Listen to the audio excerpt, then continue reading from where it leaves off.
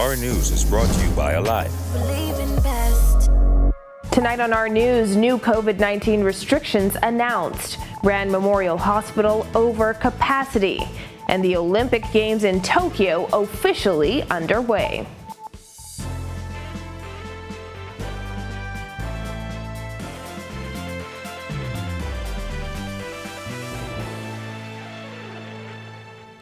Welcome to Our News and thanks for joining us. I'm Christina Dragovich. Topping news tonight, Minister of Health Renward Wells announcing today that a number of recently relaxed restrictions will be reinstated on New Providence, Grand Bahama, and North and South Eleuthera in a bid to curb a recent spike in COVID-19 cases. Jasmine Brown reports.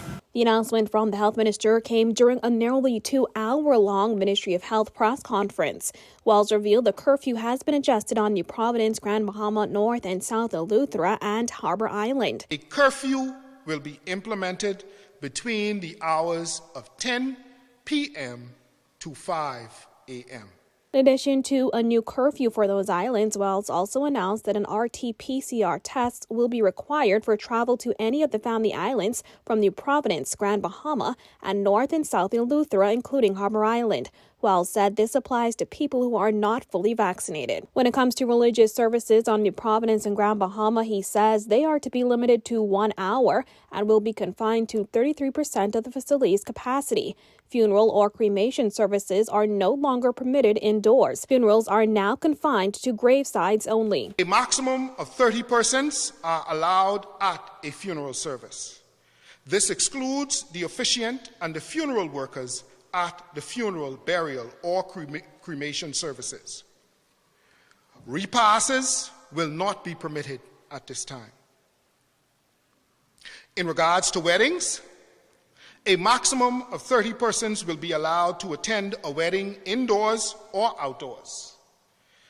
This number excludes the officiant. Wells added that exercise groups are limited to 10 people and no sporting activities are allowed at this time. However, he said professional athletes can continue to train. Dining is restricted to outdoor and takeaway services. Wells said this restriction does not apply to hotels. As for what is prohibited, Wells said spa services and loitering at fish fry are not allowed. Gatherings for all the islands of the Bahamas are also facing restrictions, and so is election campaigning. Private gatherings will be restricted to 5 persons, provided that those individuals are vaccinated. Persons who are campaigning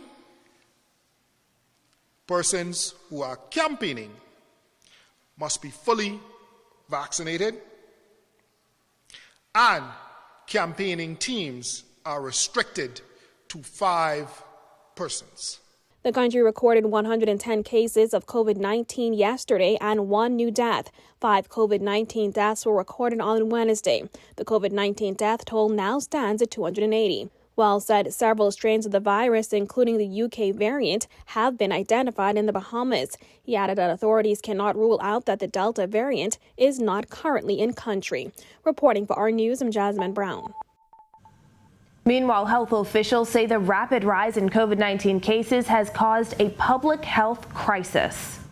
At the end of Epi Week 28, which ended July 17th of 2021, we find ourselves now with a 49% increase in new cases over the previous week. We are currently in another surge. Officials say the situation at Princess Margaret Hospital is much more critical than other healthcare facilities across the country, as 6 wards were closed to new admissions due to COVID-19 exposure. The closures have reduced the bed capacity of PMH by 96, leaving only 32 beds currently being used for COVID-19 patients.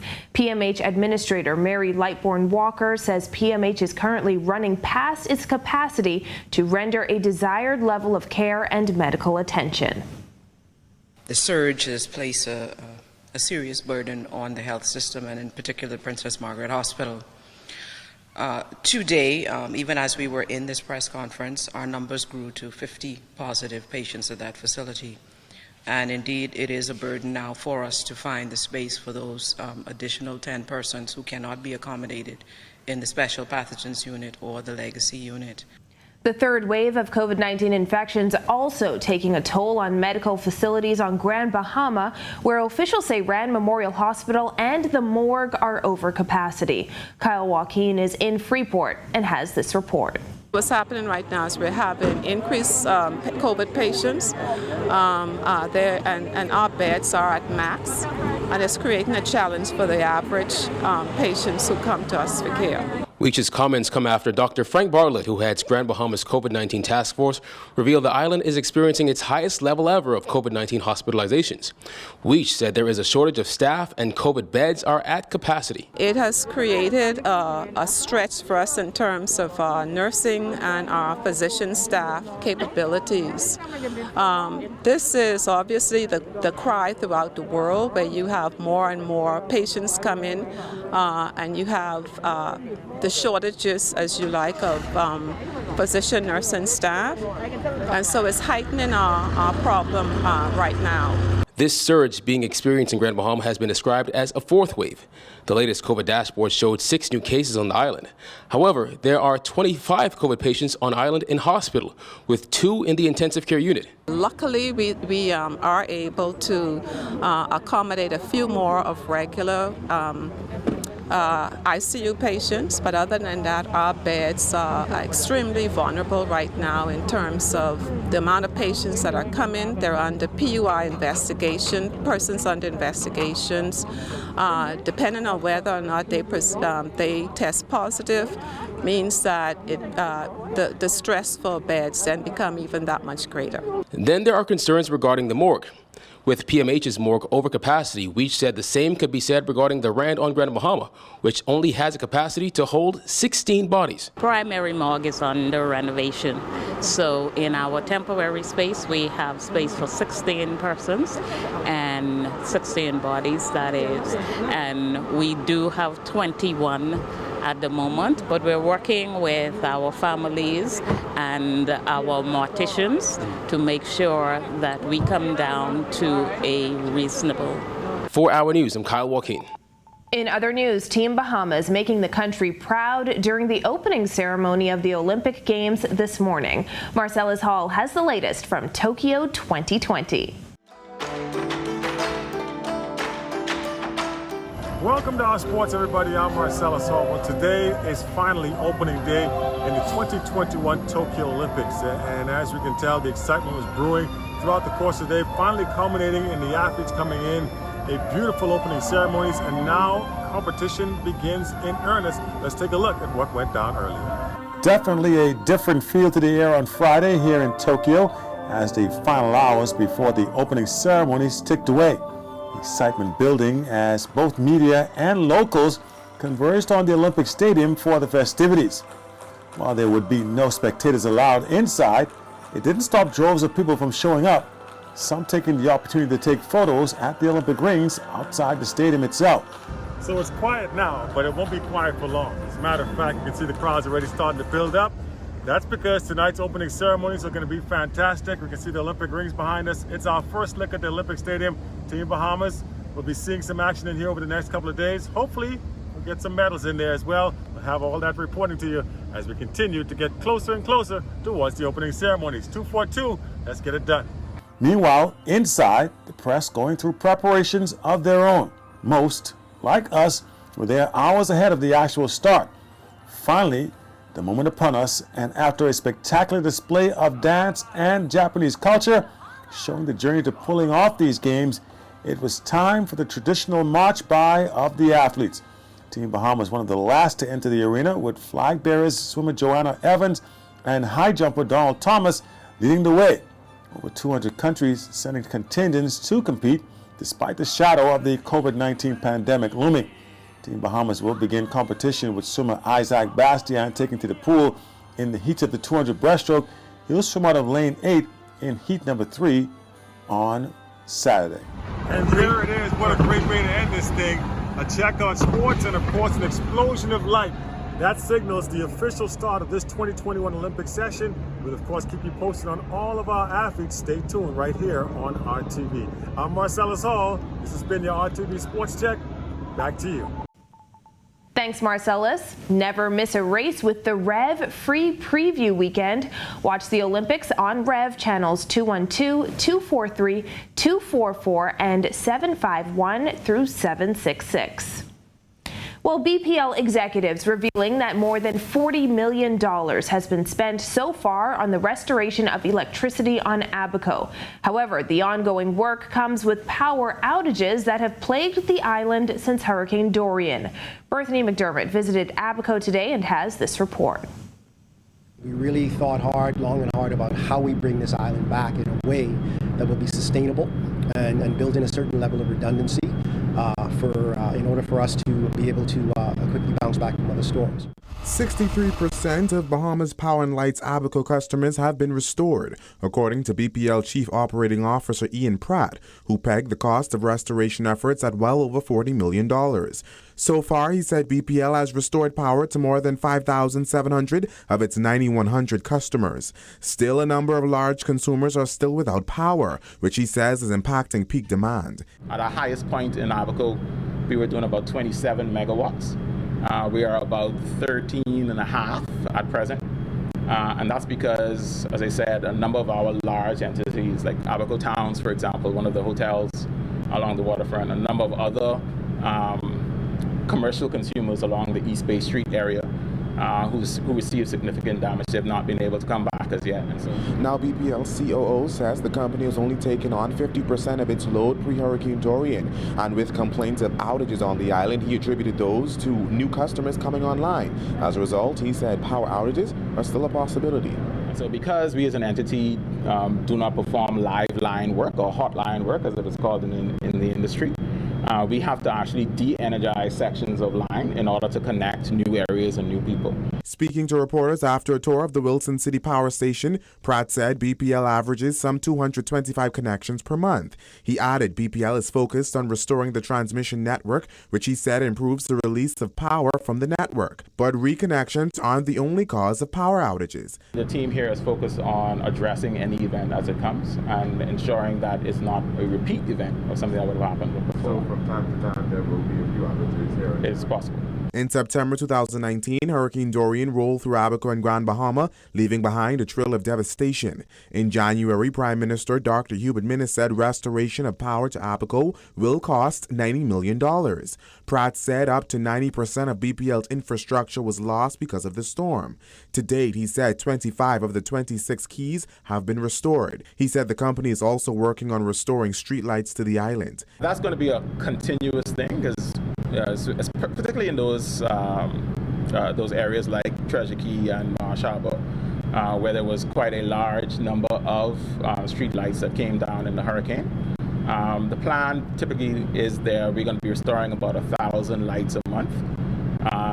So it'll take us roughly until November in order to conclude all of that. Reporting for Our News, I'm Berthany McDermott. Beautiful sunshine across the country today. Greg Thompson has the latest in the Weather Center. Thanks, Christina, and welcome everybody for your TGIF look at weather for the weekend. Very warm conditions around the islands. Once again today, temperatures into the 90s and your feels like temperature in the triple digits. We're settling into the low 80s, 83 outside the studios. Few clouds, muggy conditions. Your winds are out of the southeast at 5 knots and your feels like temperature in the upper 80s. Cluster of showers and thunderstorms to the north of the Bahamas, spreading southwards, affecting the northwest Bahamas. We will see some showers and some thunderstorms across that area. The remainder of the Bahamas remaining quiet into the weekend. That's your first look at weather. Your extended forecast is still to come. Still to come on Our News, the PM opens 2 new clinics on Grand Bahama, and BPL says power bills have been reduced by 24%. Plus, Scripps National Spelling Bee finalist Roy Seligman honored. The details when Our News returns.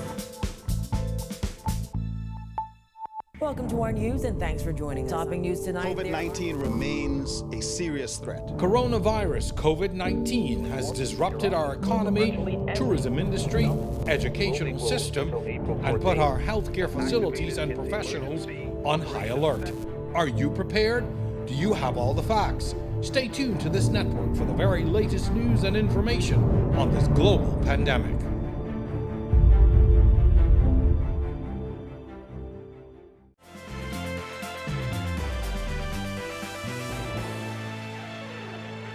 Nearly 2 years after Hurricane Dorian destroyed the clinics in High Rock and McLeanstown in East Grand Bahama, 2 new clinics in those communities were officially open today. Prime Minister Dr. Hubert Minnis commissioning the High Rock Community Clinic, which offers dental clinic, gerontology, and psychiatric services.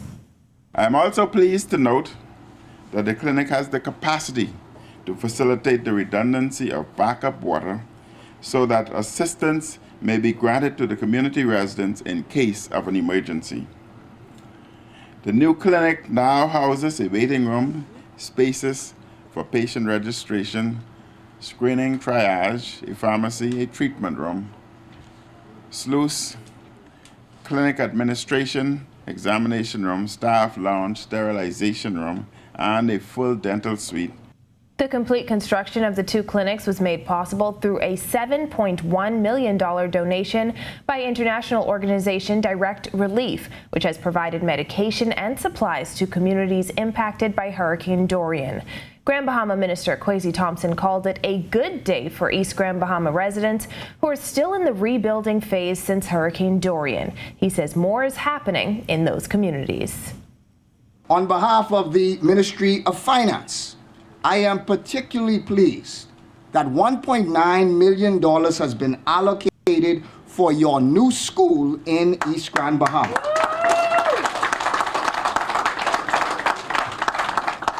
And $4 million for your new microgrid project in East Grand Bahama. In other news, electricity costs have decreased by 24% since 2018, according to BPL Public Relations Officer Quincy Parker. The cost has gone down somewhere between 20 to 24% from the 2018 cost.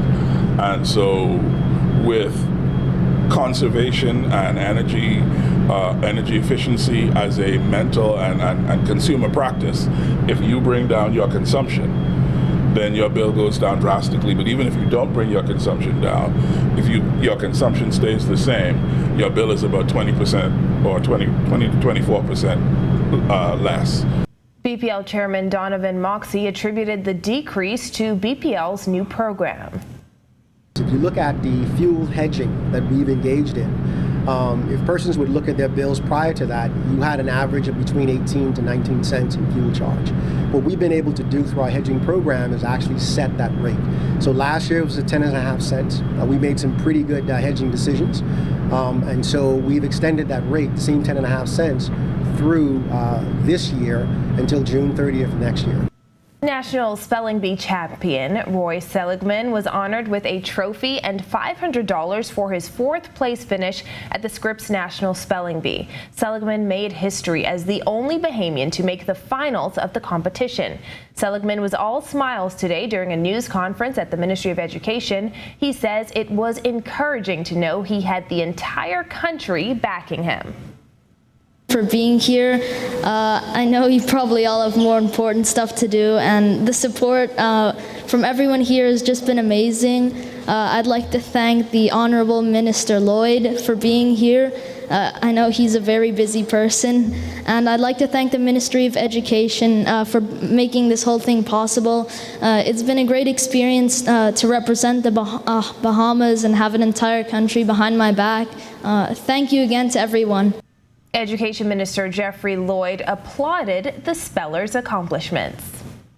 You're an inspiration, my friend. You're an inspiration to all of us, not just to young people, but you're an inspiration especially to young people as to what is possible. If one applies oneself, one has the support, one is dedicated and focused, one sees the goal and is willing to do what it takes to get there. You are not just a champion for this time, you are a champion for the ages. When our news comes back from the break, shattering the stigma during Fibroid Awareness Month. Find out more after this. Welcome to our news and thanks for joining us. Topping news tonight. COVID-19 remains a serious threat. Coronavirus COVID-19 has disrupted our economy, tourism industry, educational system, and put our healthcare facilities and professionals on high alert. Are you prepared? Do you have all the facts? Stay tuned to this network for the very latest news and information on this global pandemic.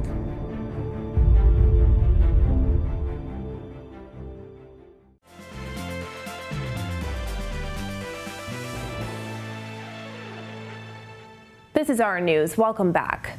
Many women suffer in silence with uterine fibroids, muscular tumors that grow inside the womb. During the month of July, doctors are working to shatter the stigma surrounding fibroids and offer a path to relief.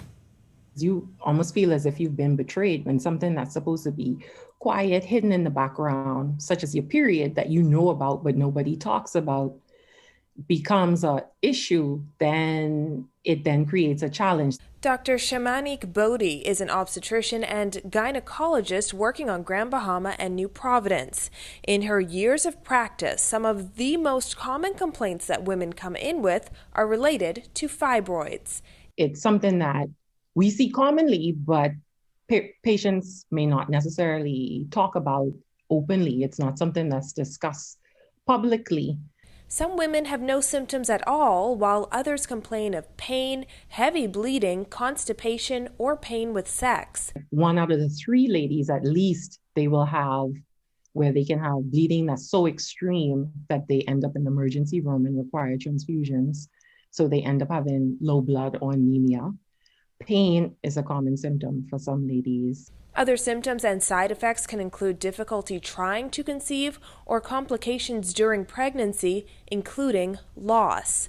But Dr. Bodhi says exploring surgical and non-surgical options with a doctor can make a difference. It is worth taking the time to have a consultation with your healthcare provider and get channeled in the right direction. And as you get your information, also have in mind what it is that you are looking for to achieve from your treatment. July is Fibroid Awareness Month, shattering the walls of silence and stigma. Still to come on our news, a Centerville candidate joins corporate sponsors to assist a community school. Stay with us. Welcome to our news and thanks for joining us. Topping news tonight. COVID-19 remains a serious threat. Coronavirus COVID-19 has disrupted our economy, tourism industry, educational system, and put our healthcare facilities and professionals on high alert. Are you prepared? Do you have all the facts? Stay tuned to this network for the very latest news and information on this global pandemic.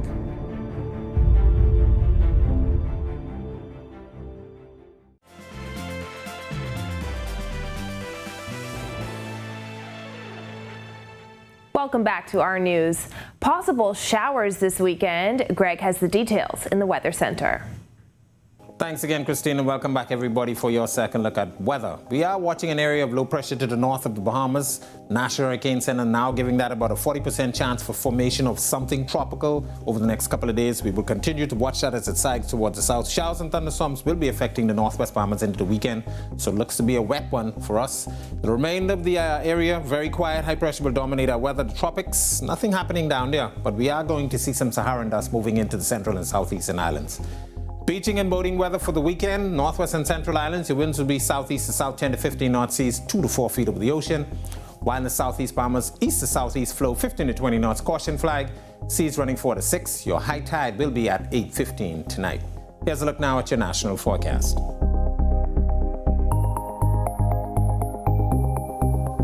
Now look at your extended forecast through Wednesday.